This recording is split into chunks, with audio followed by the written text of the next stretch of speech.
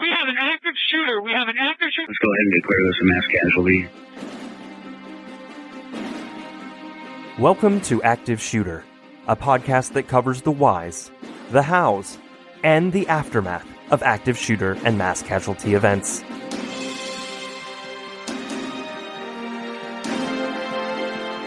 They have an active shooter in the building. A second call says they are being attacked. I've been shot. 16910 means we got shots fired. 4:15 ASF. Route 91 sounded like an automatic firearm.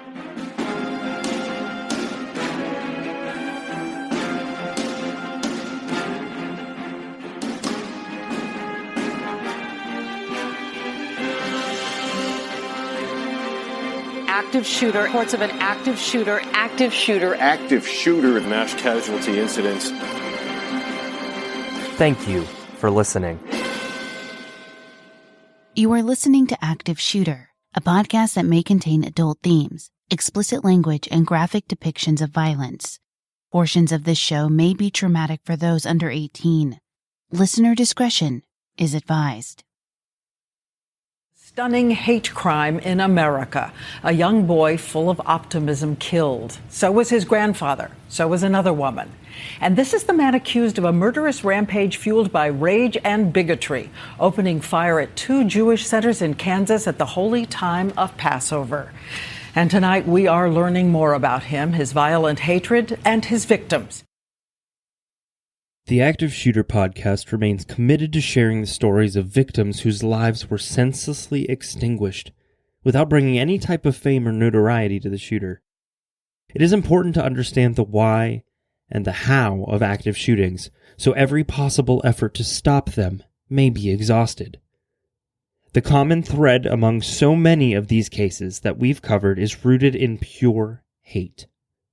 Poor mental health treatment, combined with easy access to firearms, has caused an endless stream of mass casualty murders. Today's case is yet another shooting that was based on anti-Semitic hate, committed by a perpetrator who exhibited plenty of red flags, including a criminal history with involved weapons charges, threats, Klan activity, and more. The shooter fits into every single category of someone who will eventually commit such an act. Yet, somehow, he fell through the cracks, under the radar, or was simply ignored and, as a result, carried out a terroristic act of violence against a group of people whom he believed were less than. The 2014 shooting at the Overland Park Jewish Community Center and Village Shalom wasn't the most deadly of shootings. However, it's equally important to tell the stories of the 3 victims and discuss how this could have been prevented. Active Shooter the podcast is a High Five Holly production, and I'm your host, JT. If you've listened to our prior episodes, you know that the Active Shooter podcast team has taken the No Notoriety pledge, and we will not be sharing the real name of the shooters that we cover. We will be giving the shooters a pseudonym and refer to them by that name throughout the episode. This will help in clearing up any confusion in the story, while remaining true to our pledge in not naming the shooter by their actual name. We will refer to today's shooter as Aaron.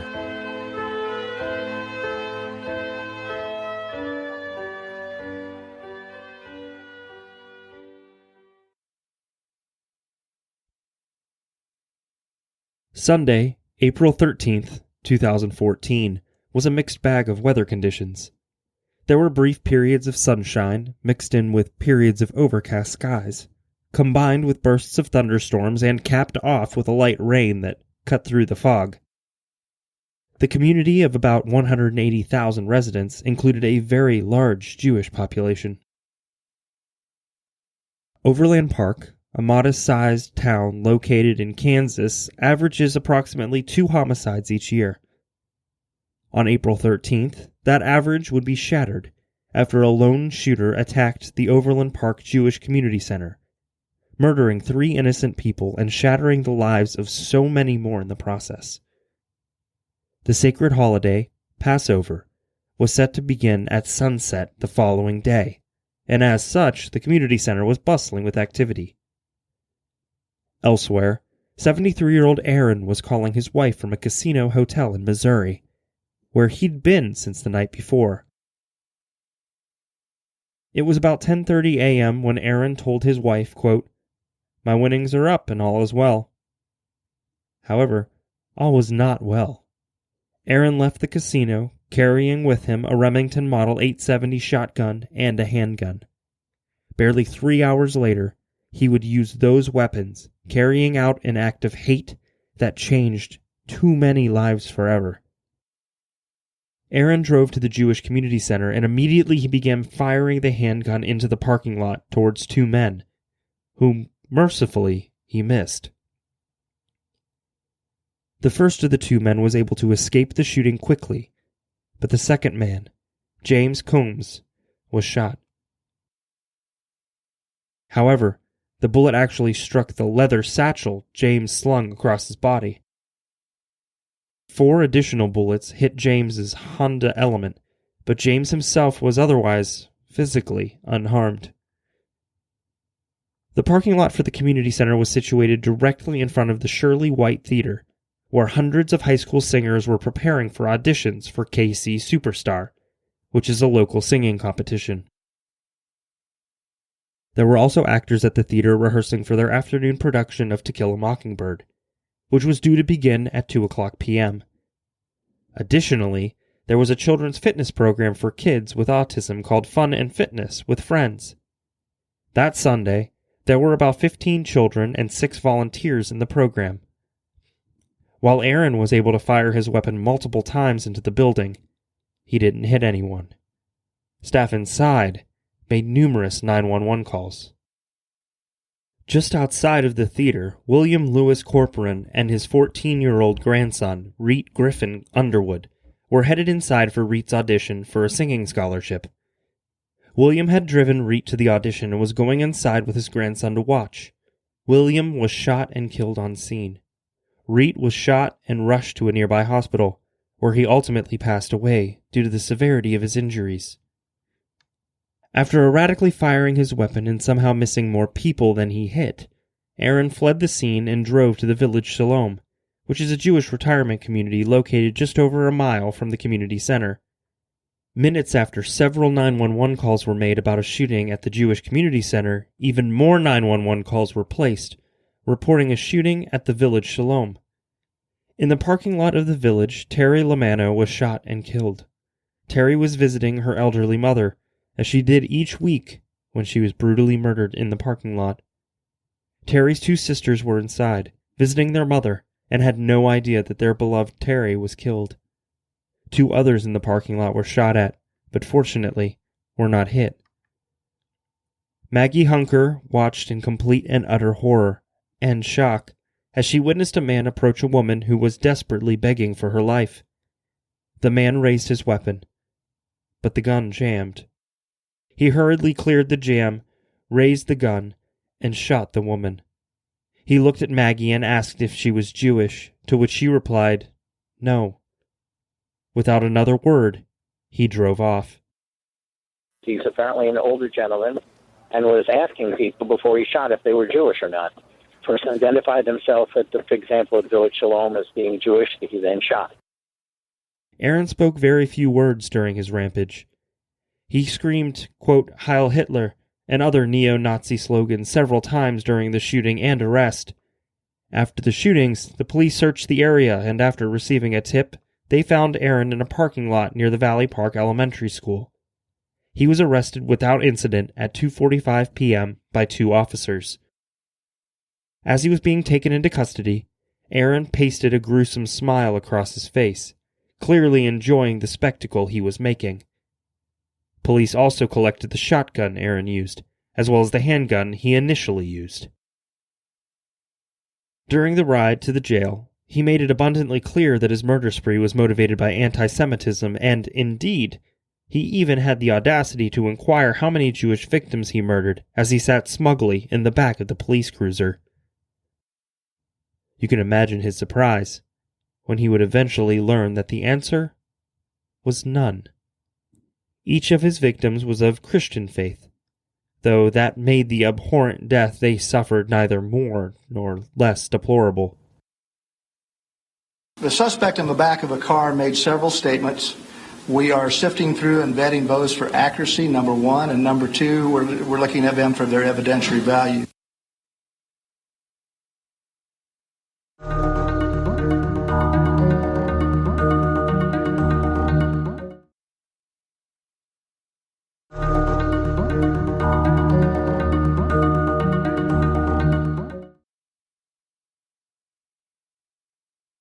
"69-year-old Dr. William Bill Lewis Corporon was born on January 10, 1945 in Independence, Kansas. He was the second of 6 children and the only son of the family. Bill's dad was a pastor at the Disciples of Christ Church, and Bill, too, was a faithful, practicing United Methodist Christian. In 1965, he married the love of his life, Melinda Ann Gordy, whom he met in Ponca City, Oklahoma. Their first son, William Travis, was born in 1965. Their daughter, Melinda Mindy Kay, came in 1968, and after a 10-year gap, their third child, second son, Anthony Coulter, was born in 1978. Bill graduated from Phillips University in Enid, Oklahoma in May of 1967, and earned his doctorate of medicine from the University of Oklahoma in May of 1972. From there, he continued to receive the necessary certifications from the American Board of Family Practice. It didn't take long before he received the nickname Dr. Bill. His thriving medical practice moved the family from Perry, Oklahoma to Marlow, Oklahoma, where he practiced family medicine from 1980 to 2003. Bill had a distinguished career and served consecutive terms on the board of directors of the Oklahoma Foundation for Peer Review from 1991 until 2003, when he sold the family practice and moved Melinda to Overland Park, Kansas, so they could live closer to their children and grandchildren. Collectively, Bill had practiced emergency medicine in Pittsburgh and Leawood, Missouri, and Nevada, Independence, and Clinton, Missouri, and at the time of his death, he was employed as a medical director and physician for Concentra Urgent Care in Grandview, Missouri. Melinda assisted her husband in operating his family practice and loved spending time with him, even if it was at work. The couple were true soulmates, and together they participated in the church choir and even directed plays together. Bill and Melinda each served on several boards for their church, and to say they were actively involved in everything they did would be an understatement. They were extremely busy, but loved their lives, particularly their theater lives.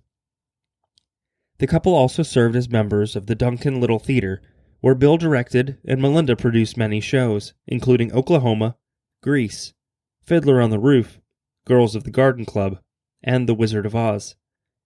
Bill had even tried his hand at writing and producing, creating his own play called A Trace of the Trail. In 2002, Melinda and Bill received the Oklahoma Governor's Award for Excellence, and they were staunch supporters of the University of Oklahoma, and even each of their 3 children earned undergraduate degrees from that university. Oklahoma Sooners fans to their core, the couple spent nearly every Saturday in the stands of Oklahoma Memorial Stadium, cheering on their favorite team. Their daughter Mindy was a cheerleader for the school from 1986 to 1990, so Saturdays were really more of a family affair. Bill was passionate about spending time outdoors, and his preferred form of exercise was swimming, and he did it every day to keep in shape. He enjoyed hunting, and it didn't matter the season. He would hunt duck, deer, geese, and turkeys. Bill spent hours outside with his cherished grandchildren, teaching them everything he could.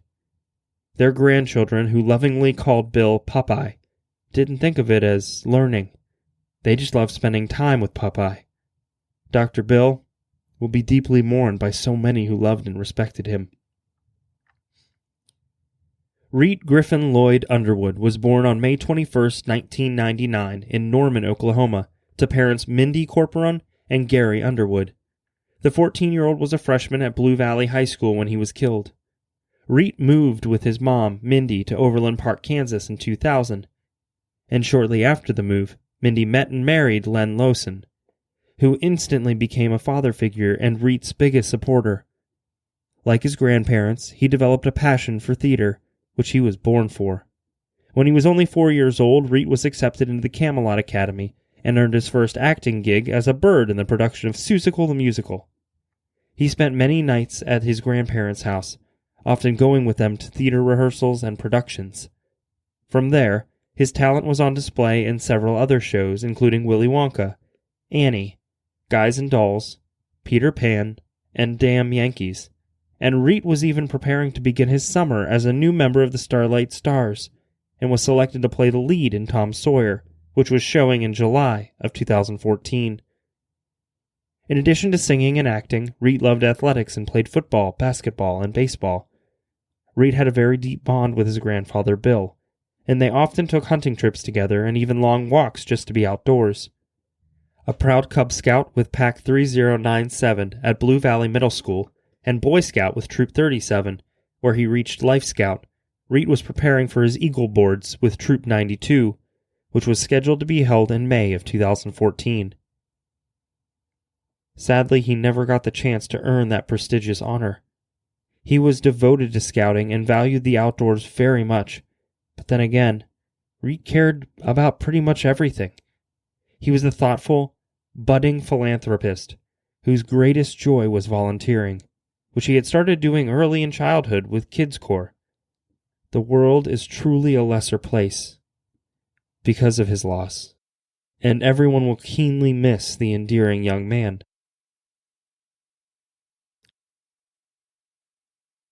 "53-year-old Terry Lamano was born on February 4th, 1961, in Kansas City, Missouri, to parents Leonard R. and Betty C. Hastings. She attended St. Teresa's Academy, St. Elizabeth's School, St. Luke's School of Nursing, and the University of Missouri, Kansas City. From there, she enrolled at the University of Rockhurst, where she earned a master's degree in occupational therapy.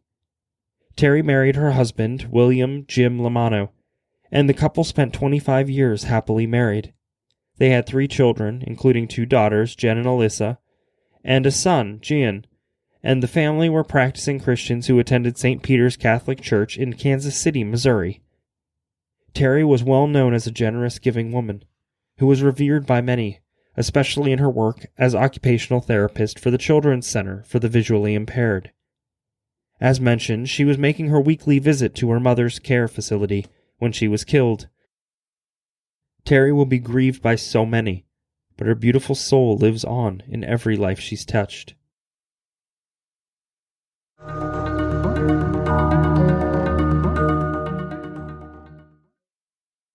Aaron was born on November 23, 1940, in North Carolina.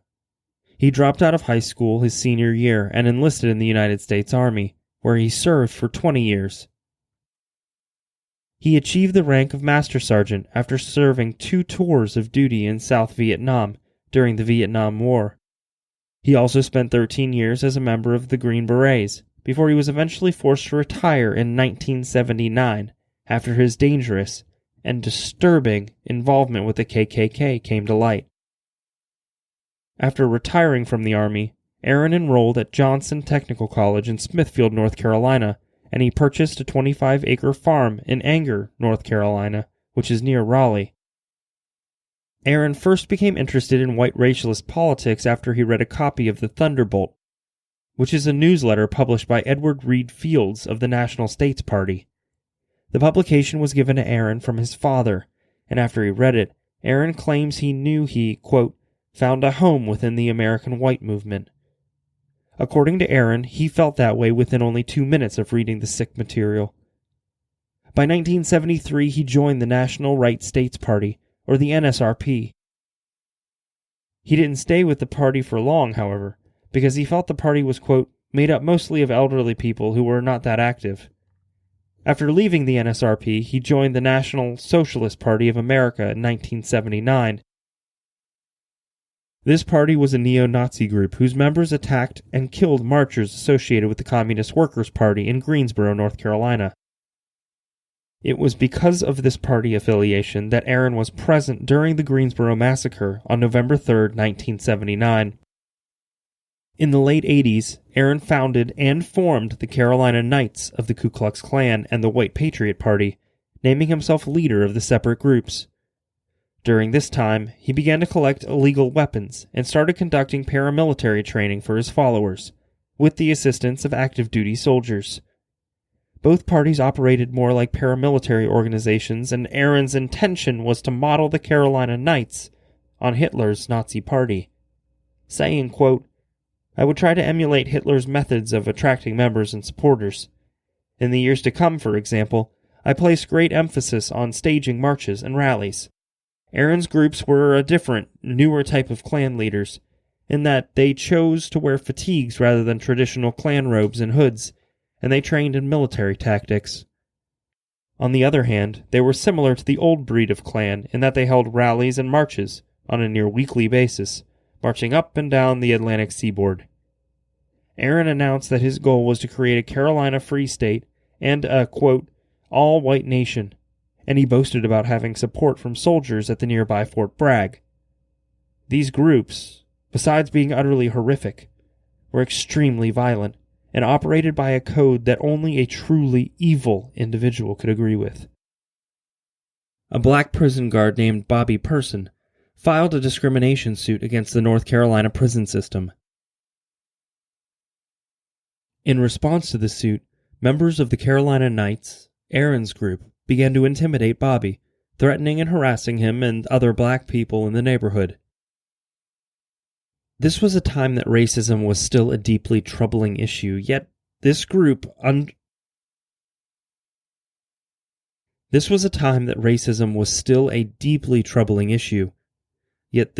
operating under the guise of a political party was so much more menacious.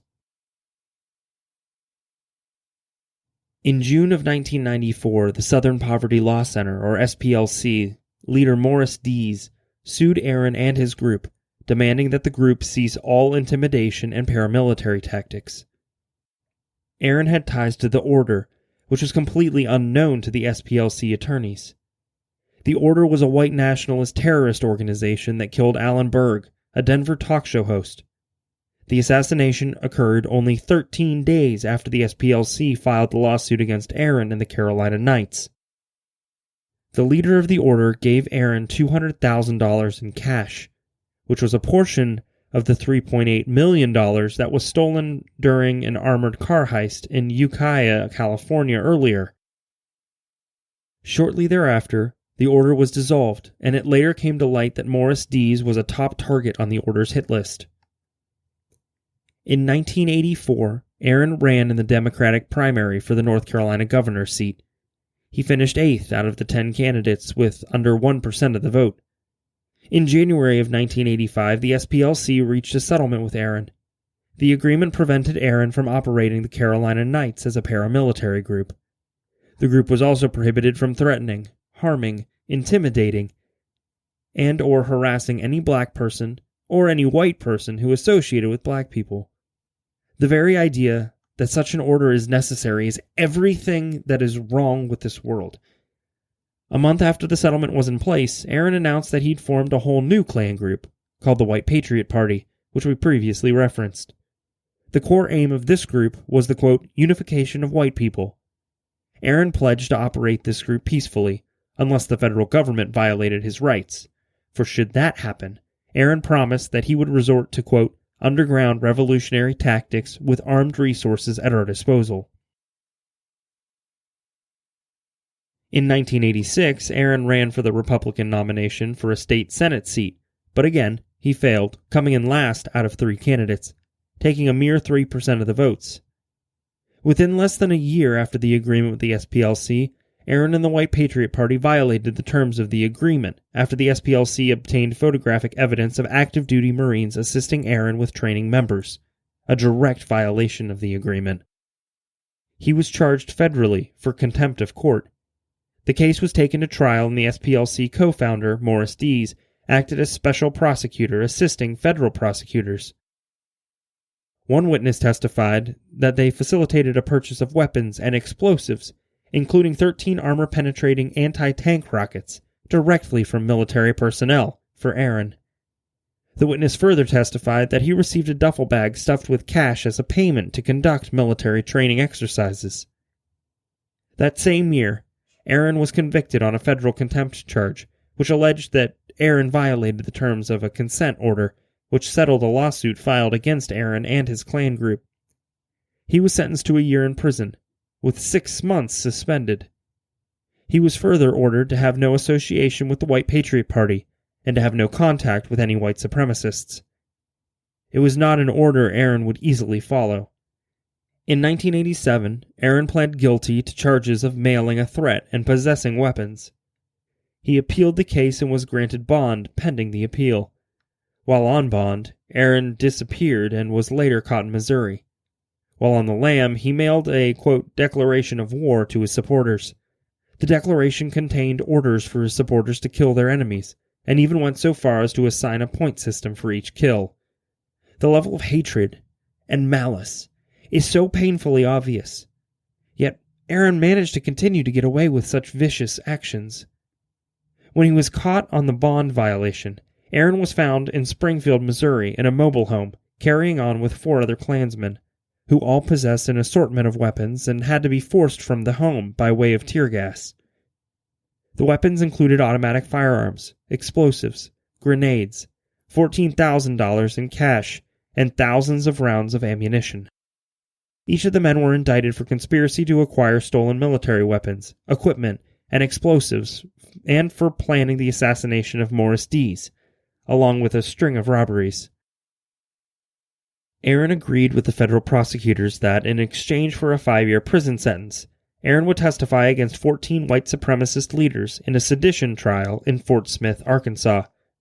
Ultimately, each of the 14 charged white supremacists were acquitted of all charges, and Aaron was cast out of most of the groups, even those that he founded. He ended up serving 3 years for his role. In 2002, Aaron did a brief stint as a truck driver, and during that time he authored a biography titled A White Man Speaks Out. Around the same time, he relocated to Aurora, Missouri, where he concentrated on passing out racist literature. In 2005, he published a radical tabloid called The Aryan Alternative. It was written by Alex Lindner, a white supremacist who created a racist website. In 2006, Aaron tried his hand in politics once more and ran as an independent in Missouri's 7th Congressional District. He performed worse than poorly, coming in last place with only 23 votes. He ran again in 2010 for the U.S. Senate in Missouri. During this race, Aaron received attention for his racist and anti-Semitic radio ads, requesting support and promising to, quote, work to expose the Jewish domination of the U.S. government, the mass media, the Federal Reserve Bank, and a decadent American culture. Most disturbingly, his platform called for incentive payments to white Americans to produce white children. Unsurprisingly, he received next to no votes, 7 to be exact, out of about 2 million. Frankly, the fact that he even received 7 votes is concerning to say the least. At one point, Aaron was linked to Kevin Harpham, a white supremacist who was convicted of attempting to bomb a Martin Luther King Jr. Day parade in Spokane, Washington. The men became pen pals of sorts while Harpham was serving his 32-year prison sentence. Aaron was also incredibly vocal about his admiration for Joseph Paul Franklin, who was a former Klansman that was convicted of 8 racially motivated murders. He eventually confessed to, or was implicated in, an additional 13 killings. Aaron thought so highly of Franklin that it seems no coincidence that the shooting, April 13th, also happened to be Franklin's 64th birthday.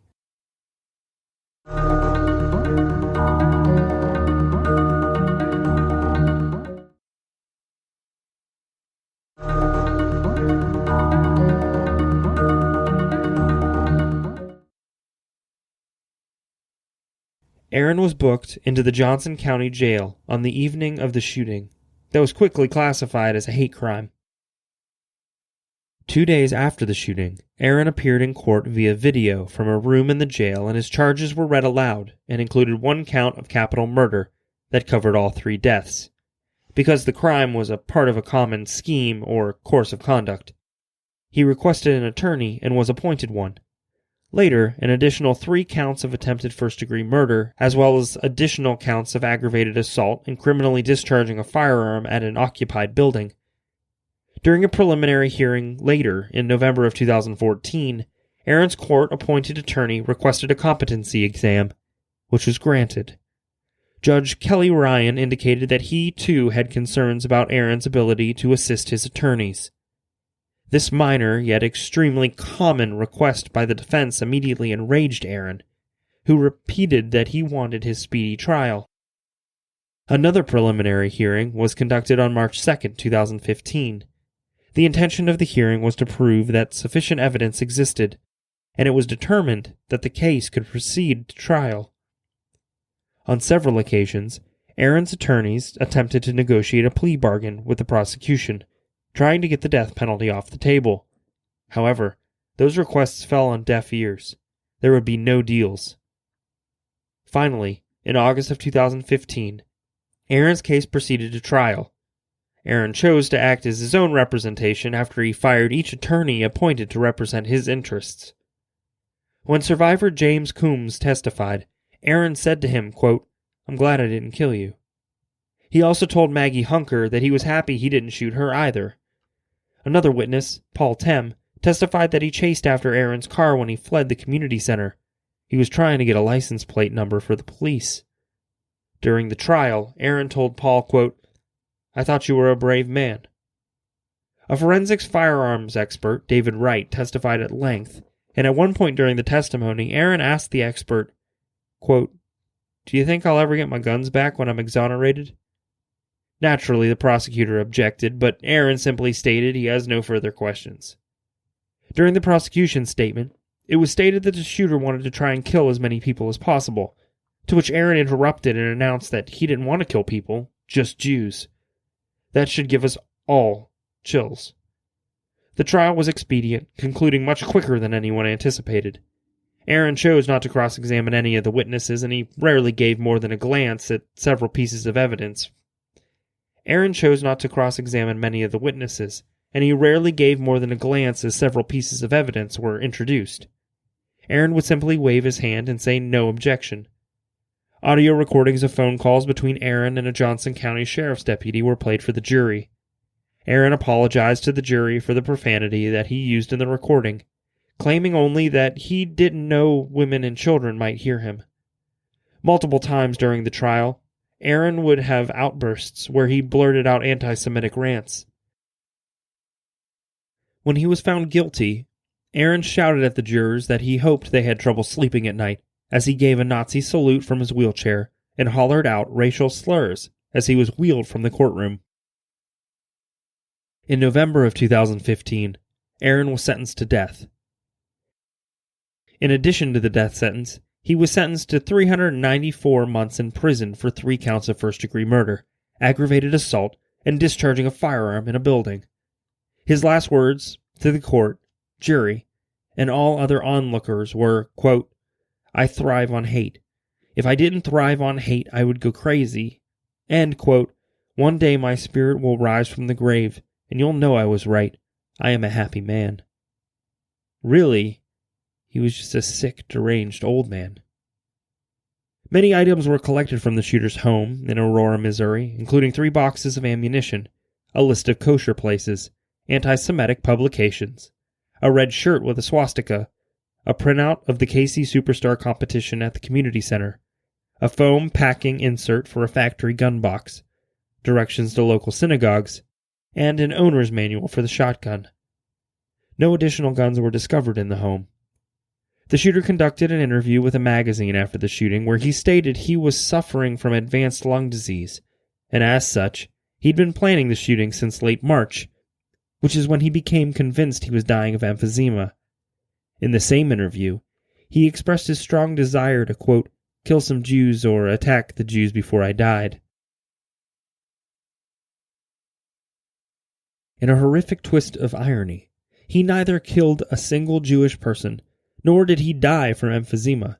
He actually died, seemingly from natural causes, on May 3, 2021, while awaiting execution for his crimes.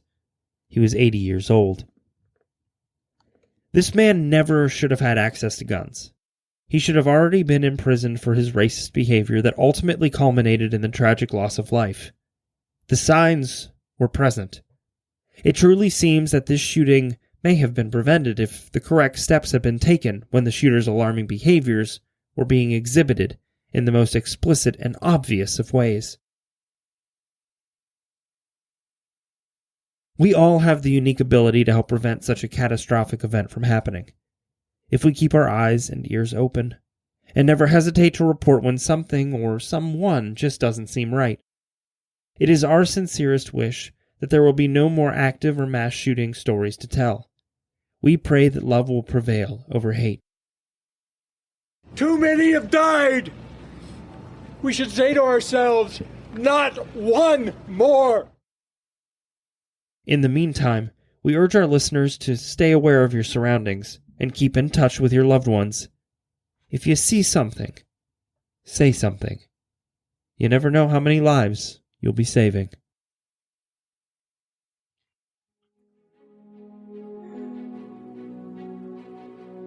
Thank you for listening to today's episode of Active Shooter, the podcast. Remember, if you see something, say something. There's no telling how many lives you may be saving. A big thank you to Darren Curtis, who composed some of the songs on our show. You can find him online at www.darrencurtismusic.com. Make sure to check us out on social media. You can find us on Facebook at Active Shooter, the podcast, and on Twitter at Podcast Active. Thank you, and be safe.